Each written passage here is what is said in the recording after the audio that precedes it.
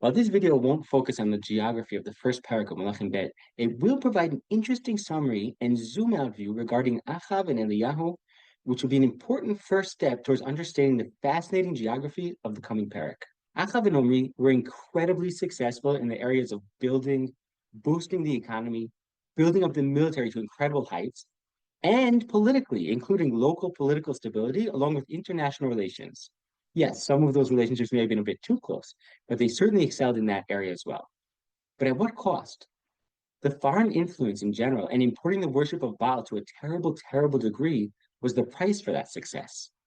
To the point where the Navi said, "Vayhi anakel lechto b'cheto Yeravam ben Nebat, vayikach isha et Izebel bat et Baal melech Tzidonim, vayelech v'ya'avod et ha'Baal v'yishtachu lo."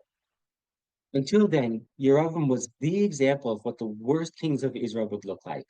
But Beit Omri broke the barrier for just how bad they could get. The worst of the issues of Yeravam ben Nebat were the least of those of Beit Omri.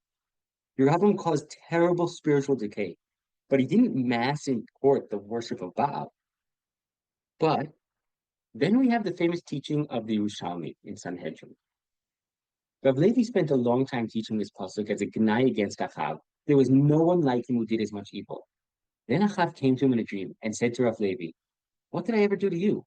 Why do you only teach the first half of the pasuk? You don't have the second half by you?" So Rav Levi went back and started teaching the Shevach in favor of Achav, that he was only so evil because of the influence of Izebel. So Achav really did have incredible potential. In fact, not only do we have the Gashmiya success that we already mentioned, but there's even another incredible success that could have changed the course of history entirely. Peace with Malchut Yehuda. A real peace that perhaps even almost led to reunification of the nation of Israel. We have already mentioned a number of times how kings formed political alliances through marrying off their children. This was emphasized by Shlomo HaMelech with Bat Paro and Beit Omri with Achav being married to Izebel. Now Atalia, the daughter of Achav, the king of Israel, married Yehoram, the king of Yehuda.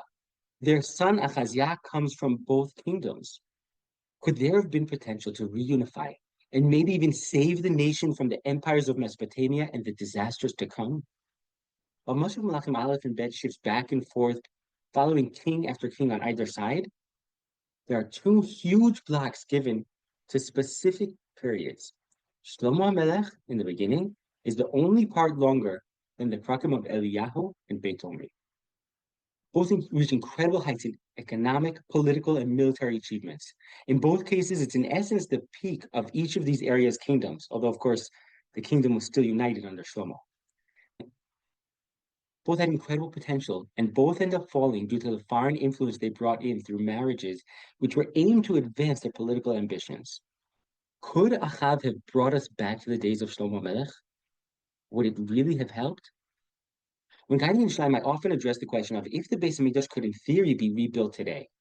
There are a number of important points with regards to this, but for our purposes, one of the big questions is, would it help?